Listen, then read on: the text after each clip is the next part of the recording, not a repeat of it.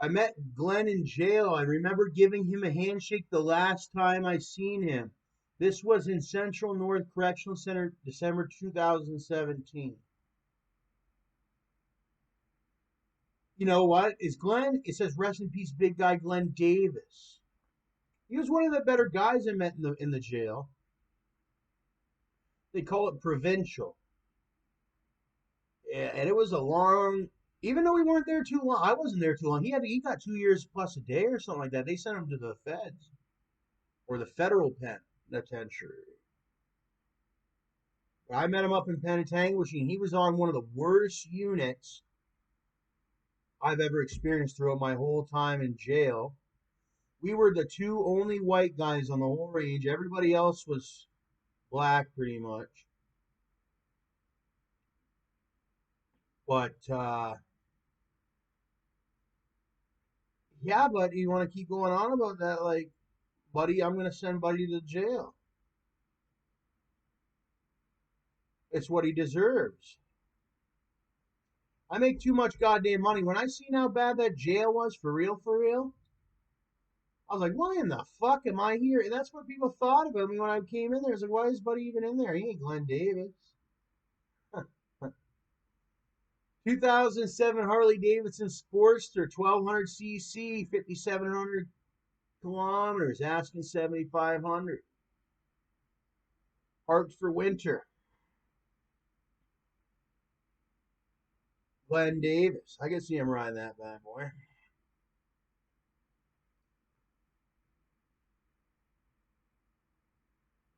I wish my brother had been there, he reminds me of my brother Gotti.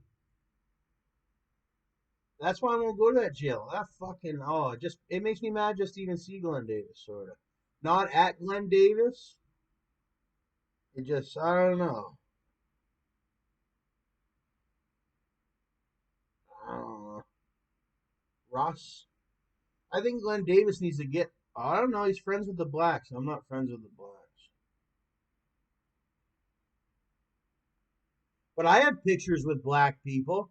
But I wouldn't go near them nowadays. Like there's not many blacks or anything I'd go around. Nor is there whites. Not even my own father. Not even my own father.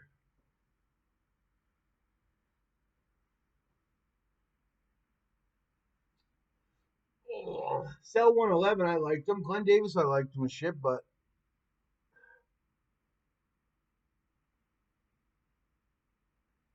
there were so many on that range.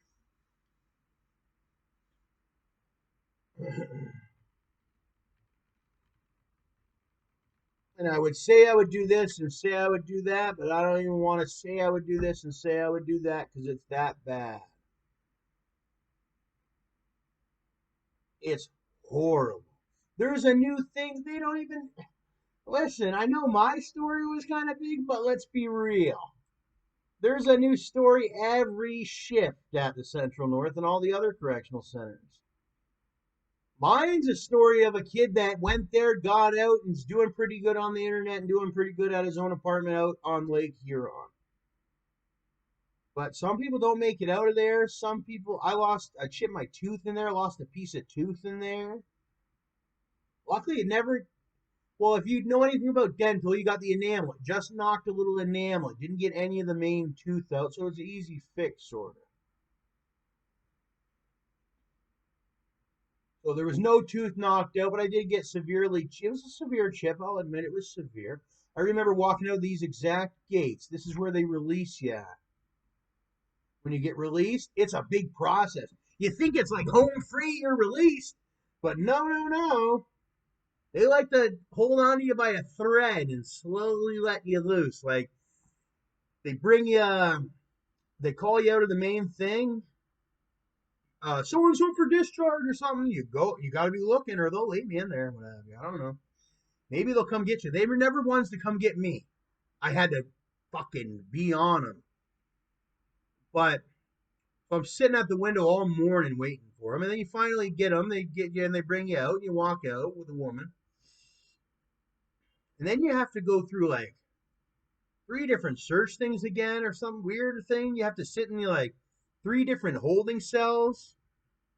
Strip down your clothes from the oranges, put on your old clothes, but you have to go through these 3 different waiting cells. You know, they don't just put on your clothes and you leave.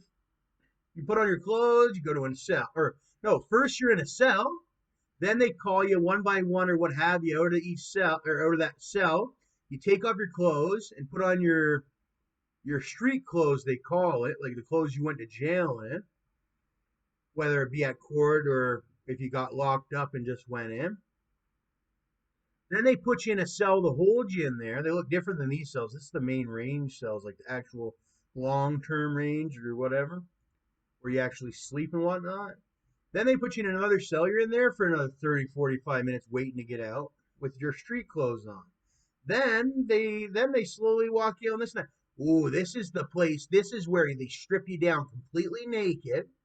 They have you bend over. They look all up you. They have you show the bottoms of your feet. There's a whole routine you learn. It's a whole song and dance when you get into these. And you gotta, and I've been in ones where every single one of these are taken up with men. You got COs. You put your stuff in this bag. You put it on the rack. You better remember your number. It's going to be a show the next whatever time you got to get your clothes. You put it in there. They give you what size you, size 3X or what have you. Here's socks. Here's this, that, and the other. Boom.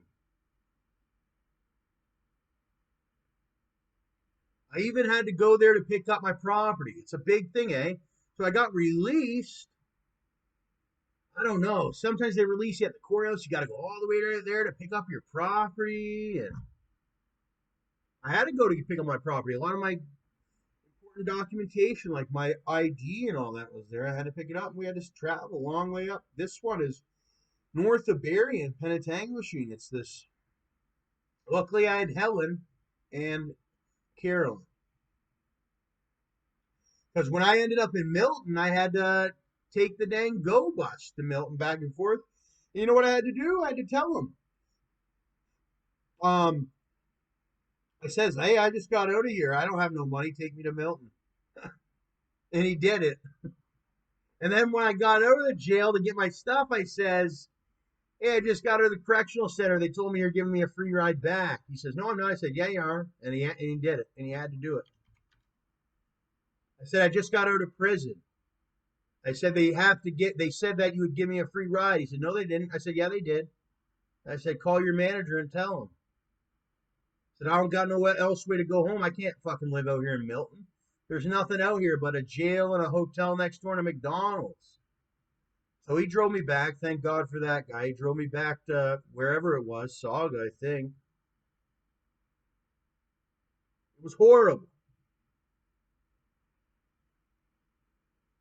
Two of my cousins work here.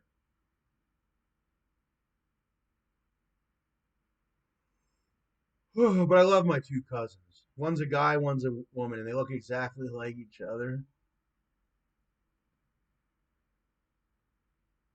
Which is the funny thing. And it looked exactly like you, I swear.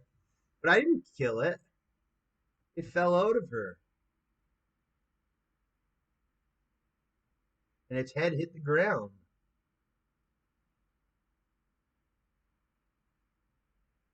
No, I never hit it.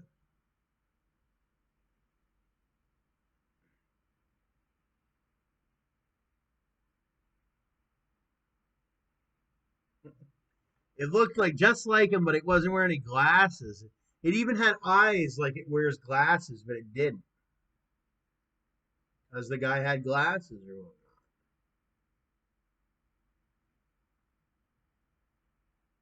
He was a smart one. She had been holding on to that one for years, I think. Or she had been holding on to that one for at least 12 months. It was fully grown. But she was screwing around with JayJay.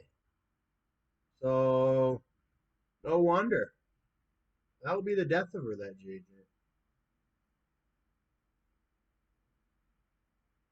And here's the showers. And you gotta shower naked or whatever in front of everyone and shower, but generally you have a thing. Believe it or not, I went on some gay ass ranges. They had a rule. You have to shower naked. You're not allowed to do the short thing in that range. Like put shorts on and shower with the shorts on. Certain ranges, I consider them gay ranges where they don't